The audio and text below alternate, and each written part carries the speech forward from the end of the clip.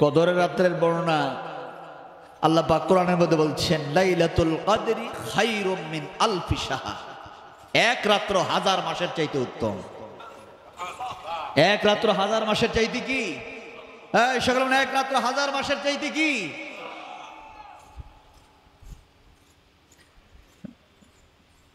9 লক্ষ বছর শয়তান ইবাদত করার পরও শয়তান 9 লক্ষ বছর ইবাদত করার পরও কি?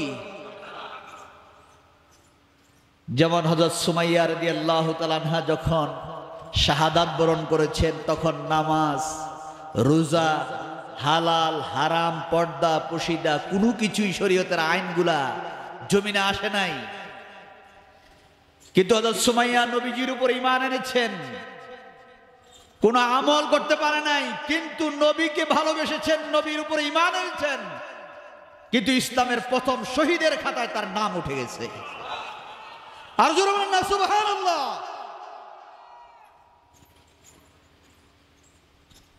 দামি হয়ে গেছেন, যেমন না সুবহানাল্লাহ।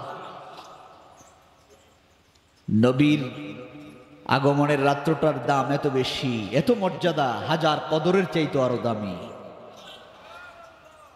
দুনিয়ার জমিনে সবার আশায় তুমি খুশি হও, নবীর আগমনে তুমি খুশি হইতে পারো না,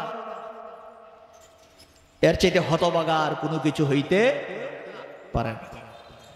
আল্লাহ যেন এই নবীজির আগমনের খুশির মাহফিলে আমরা হাজির হয়েছি, আল্লাহ যেন আমাদের সকলকে কবুল করেন। আমরা সকলে বলি আমিন। আরেকবার বলি আল্লাহুম্মা আমিন।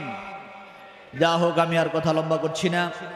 আপনারা অনেকে দূর দূরান্ত থেকে, অনেক দূর দূরান্ত থেকে আপনারা অনেকে হাজির হয়েছেন, শেরপুর থেকে, ফরিদপুর থেকে, নাটোর থেকে, লালমনিরহাট থেকে, এই কত জায়গা থেকে আপনারা হাজির হয়েছেন, ঢাকা থেকে, নরসিংদী থেকে, চট্টগ্রাম থেকে, এত কষ্ট করে হাজির হয়েছেন। আপনারা সকলে যার যার অবস্থানে, গন্তব্যস্থানে যাবেন। আমি আর কথা লম্বা করছি না, সকলে চক্ষুটা বন্ধ করে অল্প সময় এই মদিনার জামাতের খাস মাহফিল শেষ হয়ে যাচ্ছে, ইসালে সোহাবের মাহফিল শেষ হয়ে যাচ্ছে। চক্ষুটা বন্ধ করে কালবে দিয়ে খেয়াল করে বসেন। আমার আব্বাজান সবসময় বলতেন, তোমার আব্বা চলে গেছে তুমি গরিব না, তোমার আম্মা চলে গেছে তুমি গরিব না, তোমার কলবের মধ্যে যদি আল্লাহর জিকির না থাকে, আসমানের নিচে জমিনের উপরে তোমার মতো গরিব আর কেউ নাই। সকলে চক্ষু বন্ধ করে কালবের দিকে খেয়াল করে বসে যান। আল্লাহ দরবারে বিনয় বিনয় কান্দেন, বলে আল্লাহ আল্লাহ, আমার মতো গুনাহগার আর কেহ নাই। কালবের দিকে খেয়াল করে বসে যান। আপনার কালবে আল্লাহ নামের জিকিরে বোঝা যায় কিনা? মদিনার জামাতের মাহফিলে হাজির হয়ে গেছি, কিছুক্ষণের মধ্যে তো দোয়া হয়ে যাবে, বিদায় হয়ে যাইব, কি নিয়ে বাড়িতে যাইব? চোখের পানি ফেলায়া কান্দেন, বল আল্লাহ আল্লাহ আল্লাহ, আমার গুনাহ মাফ হইছে নি, বেশা বেশে কাটাইলা জিন্দেগি, এই যে বলে না করিলাম বন্দেগি। খেয়াল করে বসে যান। আজকে যদি মরে যাও রে,